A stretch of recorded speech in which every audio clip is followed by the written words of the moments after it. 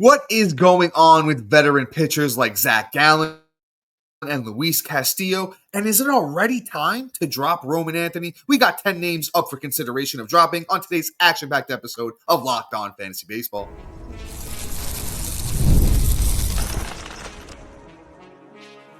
You are Locked On Fantasy Baseball, your daily fantasy baseball podcast. Part of the Locked On Podcast Network, your team every day.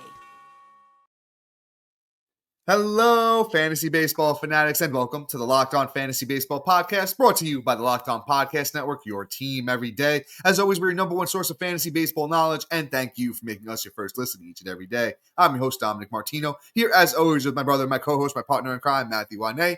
If you're watching on YouTube and you haven't already, hit that little bell below. It's going to subscribe to the channel and give you notification every time we drop a new episode. Or if you're listening on the audio side of things, make sure you subscribe. Leave us a 5-star rating and review as well if you can, and make sure you also give us a chance on the Insider's Track, where you can get so much more information on this podcast than you can in these 30 minutes, including our waiver wire rankings, guys, prioritized for you, and the instant prospect call-up notifications. You're getting those faster than anywhere else.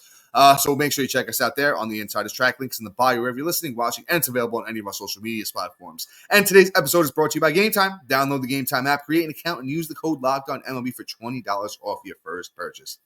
All right, Matt, we got some tough names up today. We're talking must-drop players. Got 10 great names on the slate. And listen, a couple of guys that might have been number 2, 3 starting pitchers on the docket today, Matt. And which one of those guys we going with first? So we really do have to talk about Zach Gallen and the fact that not only did last year's trend of him underperforming after having a lights out 2023 go down, but now it's trending down even more. He has a 6.62 ERA over the last month, and a 5.75 ERA over the season, which is just absolutely dreadful. And you're drafting him as like an SP2 and a high-end SP2 at that. And you look under the hood and everything's just incredibly flat. Like literally, like I just want to say it's a mosquito bite. Like when it comes to like, how much movement's on there, there's no curves, there's nothing. It's just, it's barely there. Like it's just ugly. Like everything about him is just screaming, bad performance and just like, what is going on? Did they figure out that he was using spider tack after all these years? I don't know. But essentially, like, you just look at everything, it's just like, man, if you're not getting good movement, something's off, but the fastball velocity is still intact, which just tells me that whatever's going on with him, it isn't going away. There's nothing that's screaming, hey, there's upside and, we need to hang on to it. Everything is down from 2023. Everything is even more down from 2024.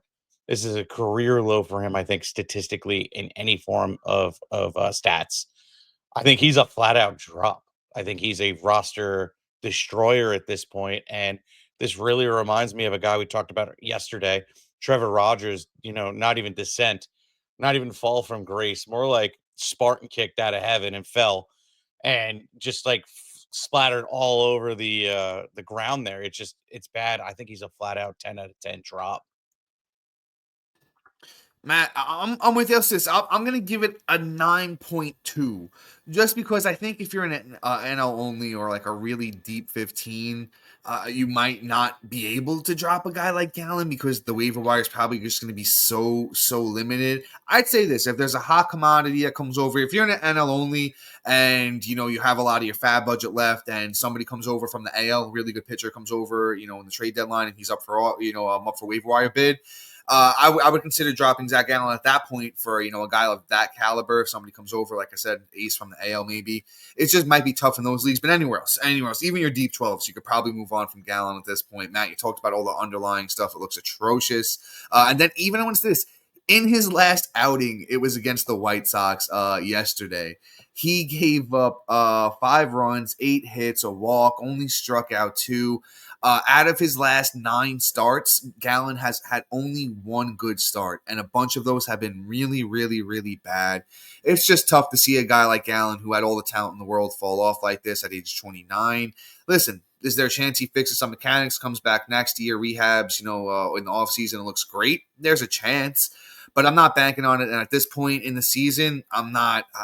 I'd find it, especially in a shallow league, if you're playing a 10-man, I'd find it really hard to hold on to Gallen at this point. Jump in.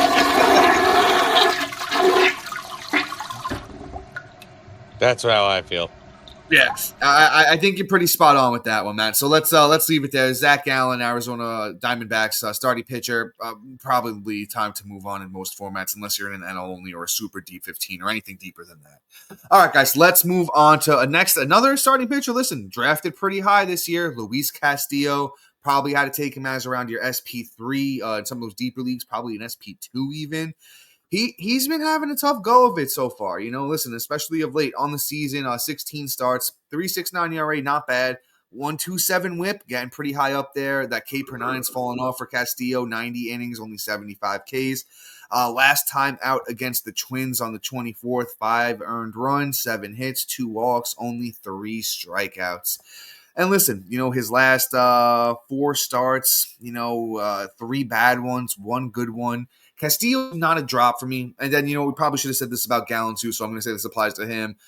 Look to trade first. Even with a guy like Gallen, you always look to trade first and then drop. Because if you can't move him, kind of your league's not showing much of any interest at all, it's time, then you could drop him. Luis Castillo, I think, has a little bit more name value, has been a little bit better this year than Gallen has on, the whole. So I think you might be able to trade Luis Castillo. If you're in a 10-man league, maybe you consider dropping. Anything shallower than that, you could think about it. But if I had to give him an overall number on the drop it like it's hot meter, 4, probably about a 4. I'm not really looking to drop him, anywhere. Like I said, we probably have a couple listeners that play in, shallower formats where a guy like Castillo might not be super valuable. There might be some great names on the waiver wire. We can go and snag them if playing a 10 and 8-man. You maybe think about it. It's not like something that I'm dying to do, but if there's guys out there that are valuable, I'd go out there and do it. Once again, if you got specific names, always have the chance to join Matt on the Insiders track where we could talk about this a little bit more. And you guys just give us some exact names that are out there on waiver wires. We can really get you, a lot more information than we can here in just 30-minute episodes. But Luis Castillo, I'm moving down to a 3 on the drop like it's how meter for me. Only doing it in super shallow formats. I'm going to hold. He has a track record. I don't think he's ever going to be the guy he used to be. But there's a pretty good chance he finishes with a mid 3s ERA. The whip might be a little bit bad. The Ks might not be great. He might be able to snag a couple wins on that Seattle team, but I don't think it's going to be over the top. I'm definitely looking to trade him, though, wherever I do own him. Yeah, I mean, to be honest, I'm honestly trying to trade for him. In all honesty, I'm going to take the other approach on it instead of a flat out drop. I mean, look, it's not like he's like not performing. Yeah, 3.69 ERA isn't bad, but it's right on pace with what he did last year. If I could get last year's performance, I'll take it. I mean, it sucks where we had to pay for him, and that's the part that really stings. He was a guy I was targeting in drafts, but if I can get a K per inning, which I still think there's an opportunity for that, it's just his breaking pitches are just flat as can be right now, but his fastball is super dominant. It's going at a 1.96 ERA batting average right now, and an expected batting average of 2.16.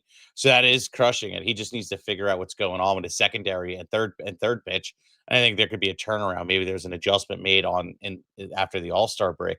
The fact that he's still has a mid 3s ERA shows that okay, he's still getting some damage done. Now he might not finish with a K per inning, but he might finish the second half off with a K per inning at minimum, and that's where the upside is. So I'm willing to take the gamble, especially at the price right now. I mean, hey, if he's going for 40 cents on the dollar, which I think right now most owners are probably going to give that away, I might do it. There's plenty of guys that I picked up this year that are performing better than him, or you know, a, a couple guys that I could trade that are equivalent that I could fill holes for a guy that owns Castillo. I might be able to go out and acquire him for that. So yeah, I'm taking a completely different approach on that. But let's move on. Coming up next, we got guys like Zach Eflin and Camilo Doval, guys that have been super disappointing so far this season. And you're going to find out what are we doing, how are we handling this, all coming up next. And all right, guys, there's nothing better than catching an MLB game live. The crack of the bat, the roar of the crowd, and the smell of the ballpark food. And if you're looking to go last minute, Game Time makes getting tickets easier than ever. With last minute deals, all in pricing, and a lowest price guarantee, Game Time takes the stress out of buying MLB tickets. Plus, ticket prices drop as soon as Game Time gets closer, meaning you can source an incredible deal. If you're going on a spontaneous game night recently, I grabbed some last minute tickets for, me and the wife. We went over to go see my Yankees and, had it, just the best time there. They had unbeatable prices, which, meant more money for food and merch. And, come on, who doesn't love some good merch, right? With, Game Time's picks feature, this makes finding the best deals effortless. It filters out the fluff and highlights the top discounts in the whole stadium. And guys, another one of my favorite features is the views in the seats before you buy, right? You're going to get an exact preview of the seat you'll be sitting in before purchasing. No bad surprises. So, when I get to the stadium, you're not stuck behind one of those giant poles, right? So take the guesswork out of, buying tickets for Game Time. Download the Game Time app, create an account, and use the code LOCKEDONMLB for $20 off your first purchase. Terms apply. Again, create an account and redeem the code LOCKEDONMLB for $20 off. Download Game Time today. Last minute tickets, lowest price guaranteed. And all right, guys, one more thing before we lock back in here. You got to give Matt and I a chance on the insiders track, right? Roman Anthony, Chase Burns, Jacob Mizorowski, who's been a stud so far. All those names, you're going to get those instant call notifications coming from Matt and I on the insiders track, and it's usually going to help you beat you to all your league mates if those guys are available in your leagues, and you're going to get these top prospects. Look, come on, Mizorowski's been great. We got you on him. Chase Burns, all these guys have been studs. We got you those great guys before anybody else. And then when we do our waiver wire episodes, we're going to give you how you should prioritize those guys. And, you can always just chat Matt and I about your league and what's going on and whatever you need help with. And once again, you can do that on the Insiders Track. The link is in the bio, wherever you're listening, watching, and it's available on any of our social media platforms. And Matt, that is so much talking for me. If you would please, my brother, grab this next guy. I'd appreciate it. I would think I want to make you suffer. No, I'm kidding. Appreciate that. No problem. All right, we're talking Zach Eflin of those Baltimore Orioles starting pitcher, and he's had a rough season. But I mean, if you listen to me in the offseason, you don't have these problems. But here we are. So he's a drop. He's so droppable. It's not even funny. Okay, he's going to be so available in a matter after this episode that he's going to be the girl nobody wants to touch in the bar that essentially just wants to come up and hang out with you now and go home with you because it's just like this. Drop it like it's hot. Drop it like it's hot. Drop it like it's hot. All right, look. So I'll actually back this up with some statistics too. Let me just be straight with this, right?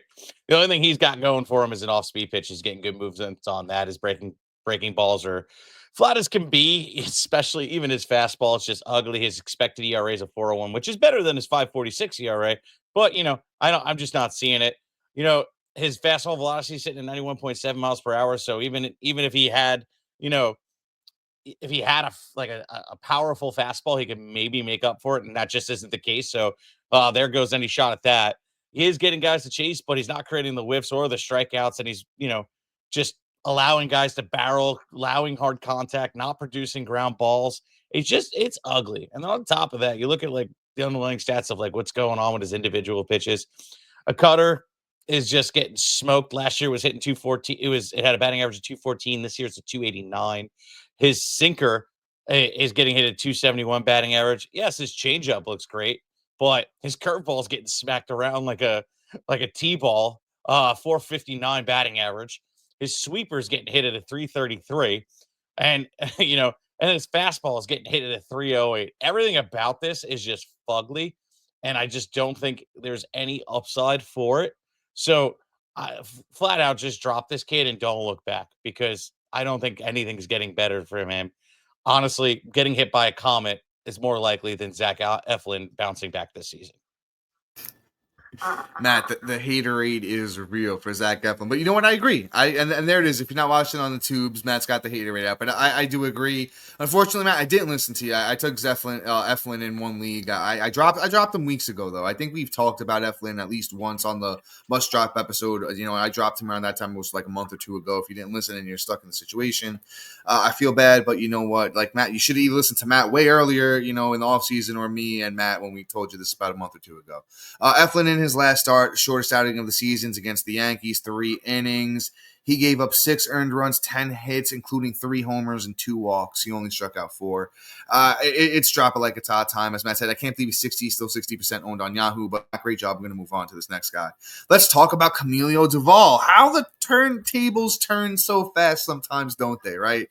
So Duvall, outpitched Ryan Walker. He said, listen, this is my job. I've had it for a couple years. I'm holding it. I'm coming back and I'm taking it. He's been on the struggle bus of late, against Miami in his last one, 4 runs, 3 earned, only got 2 outs in the 10th, gave up, the teammate loss to Miami. He's been bad. Even in the one before that, against Boston, gave up a bunch of runs, did get the save though, had a 3 whip in that one. So the last 2 outings have been rough. Even before that, he had 2 clean ones, but then before that, he had gave up a couple runs against Colorado in Coors, had a 4 whip. Before that, again in Colorado, again before that, the 3 whip.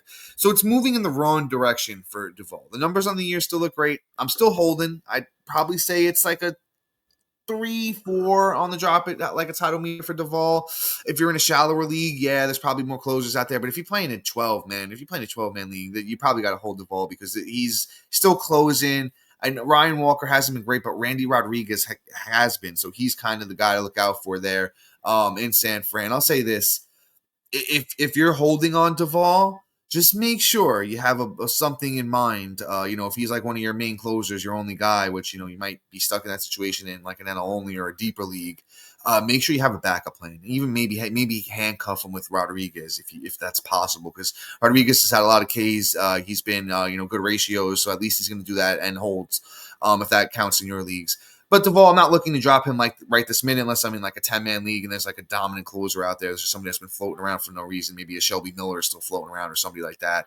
I would maybe make that exchange. But otherwise, probably holding Duvall, going to ride this out, see where it goes because he might rebound. On the year, it's 12 saves for Duvall, 2.78 ERA, 1.18 whip, 35 innings, and 33 strikeouts. So the numbers are still pretty strong, but he is moving in the wrong direction.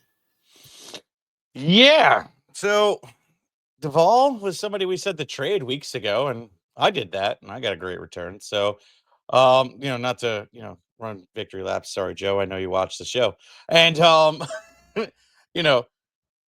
one thing I will say is Duvall, I think, still has some good underlying stats that I don't think I'm dropping him yet, like Dom said. The thing about him is, like, look, fastball velocity still sitting at almost 96 miles an hour. Hard contact is being suppressed. His average exit velocity is about 87.6 miles an hour. Yeah, he's not striking guys out as much as we'd like, but still decent. And he's not allowing guys to barrel, and he's producing ground balls. These are all positive signs of things where things can turn around and he can keep his job. Randy's good, but he's not good enough to hold down the job long. So I think they're going to give, Duvall a little bit more of a longer leash than we can. And his pitches are getting movement. It's not like, anything is really like concerning. Fastball's a little bit flatter than I'd like, but it still has better movement than most. And, it definitely has. It's probably about like a B cup for me. So I like Duvall. I think that he's still going to hold down the value and at some point probably bounce back, but he's not going to be this elite closer we were all hoping to see from 2023. But let's move on. Let's talk about another closer before the break here. And let's talk about Kenley Jansen, those Angels. And Jansen is another guy who is disappointing this year. He has a 4.23 ERA on the season, 27 innings pitched, 25 strikeouts, a 1.3 whip, and he has 15 saves on the year. I mean, we expected the save numbers being on the lower end side, which is actually still pretty decent for being on the Angels, but just being the Angels themselves was going to be a cap. The reason we like Jansen all after everything is the fact that he has upside to go out there and get, well over a K per inning, which he's not doing. He's under, to keep the ERA down to like the low threes and to keep the whip down. And it's not coming to fruition. And things just aren't looking great. Now, Jansen, right now, you have no other choice there. And I don't think anybody's going to take the job from Jansen either. So you're holding on to him because, they have Reed Detmers, the meter being in there as a backup, which Detmer's a great starting pitcher, but I don't know how much I want to trust him in the closing role. And then Ryan Seferwan, I think is how we say his name, a guy I've never heard of in my entire life. I don't think is going to come out and take the job from Jansen. So I think Jansen has the job. It's just going to be frustrating owning him because there's going to be times where he just blows up your ERA, but the opportunity is still going to be there for him to get the save. And I don't think the Angels have any expectations or rumors floating around where they're going to go out and get another closer. So Jansen's the closer. till the end of the year. So I'm holding on to him. I'm not dropping him. Uh, unless you can get a decent return or slide him in to make the needle move in a trade, he's staying on your team. So with that, Jansen's a keep. Coming up next, we have some serious guys to talk about. Roman Anthony.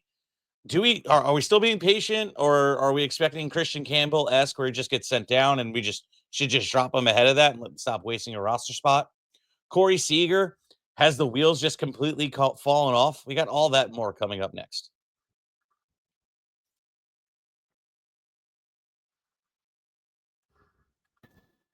So, Dom, I'm going to hand it back over to you. How do you feel about Kenley Jansen? And then your choice up after that. Yeah, we're on the same page here. You know, I'm holding. He's been a little bit better of late. Last 2 weeks. The thing is, it's 5 innings pitched, 1 save, 6 strikeouts, 3.60 ERA, 1.20 WHIP. I'll say this: this is going to be a tough situation with Jansen on the Angels. I don't think they're going to keep him. I think this is a trade deadline. He's going to another team. If he winds up going to a contender and gets the closer's job, you're going to be sad that you dropped him.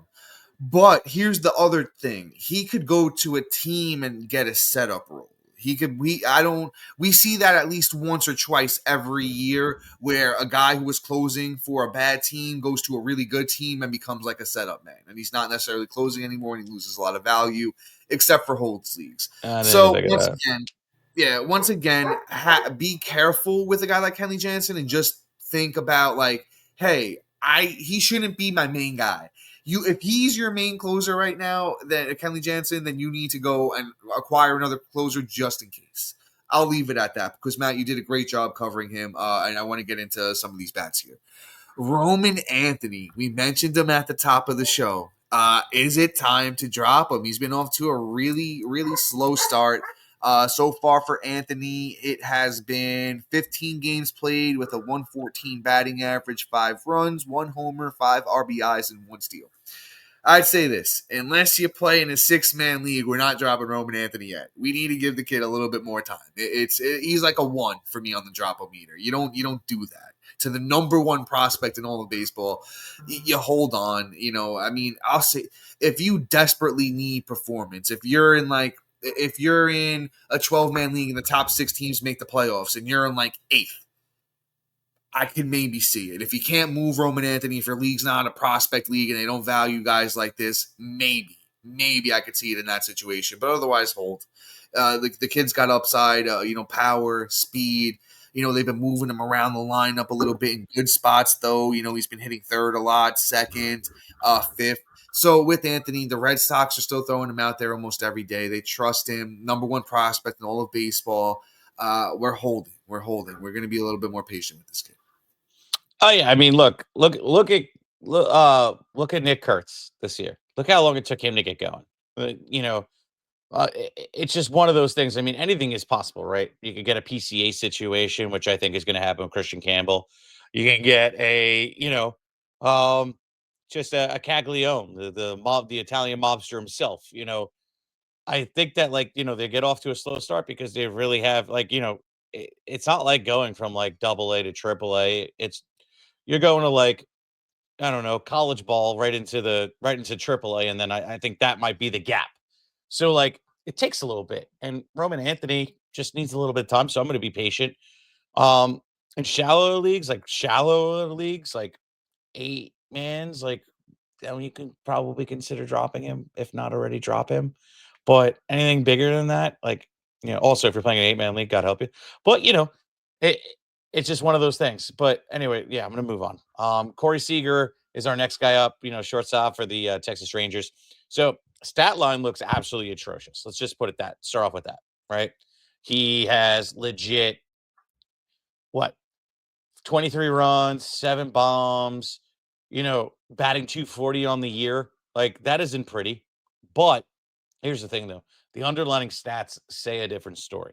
The xWOBA is sitting at 374. The expecting batted average is actually 284. The expected slug is 511. The average exit velocity is sitting at 92.8 miles an hour. He's barreling 13.5% of the time, creating hard contact over 50% of the time with 51.8%. Bat speed's just fine. He's not really chasing. He is whiffing, but he's not striking out as much, and he's walking. So he's not like rushing things, not disorganized at the plate. There's an explosion coming in Corey Seager that I think is just you got to be patient with, or go out there and acquire, because I think it's around the corner. Corey Seager is a really good player. He doesn't need a lot of at bats to just be good. Look at last year after missing like 2 months, then comes in and puts up 30 home runs. The dude is just electric when he finally gets going. I think he just needs a slump buster, and it might be around the corner. So try and get him as cheap as you humanly can, and then see what you can do. Matt, I have an interesting take on Corey Seager, and I actually want your thoughts here too. I Okay. think Corey Seager's still hurt. I think he's playing hurt. I don't think there's any other reason. Like you read off the underlying stats, everything looks good. Why would we think anything else? I think he's trying to push through. The numbers on the last 30 days for Corey Seager, over 83 at bats, 8 runs, 1 homer, 5 RBIs, 1 steal, 169. I might be wrong. But what my gut's telling me here is that he's trying to play through an injury. It might not be something major, but it's just something that's keeping his rhythm off, his balance, his swing. Something of the sort's wrong here, because this isn't how Corey Seager plays. He's been around a long time. But let's also remember the injury history. He hasn't played a lot of games. The last time he played a full season was back in 2022, and then before that, he hasn't played over 150 games since 2016. So there's been a plethora of injuries on Seager his whole career. It just at age 31, it might be adding up for him. And something he might be trying to just push something back. And it just tells me that there's something wrong here. Now, like I said, if you can get him cheap, I'd go out and acquire and snag him. But otherwise, he's not a drop, but he's not. There's something wrong. There's something wrong here with Corey Seager. I'll put him on the 2 out of drop a meter. I don't know, man. If you own him, I feel bad. I'm sorry. Let's talk about this next guy, though. Let's move on to Luis Robert. This one's it's tough, man, to see these, former All-Star caliber players just not up to par. And Luis Robert's hurt again. Hamstring soreness. It's just... He's been another guy who's been, somewhat injured throughout his career. Injuries been holding him back on the season for Robert. It's 73 games played, 185 batting average, 27 runs, 8 homers, 32 RBIs, and 22 steals. And even the steals have slowed down of late. Honestly, since May 27th, Luis Robert has only had 1 steal. And also since that time, only 3 homers. So it's not like he's been crushing the ball either. I'll say this. Matt was saying to trade for Corey Seager. I'm going to push the same for Luis Robert. I really don't think... I think it's a team thing. I think it's tough to play for the White Sox. I think it's tough to be the main guy that the White Sox are relying on to be, the stirrer of the pot, to, produce the offense, to get the team going. It's just tough. We saw it with Juan Soto back in Washington, man. It's just tough when you're the only guy there that really, a star caliber player, and you're just expected to do it all.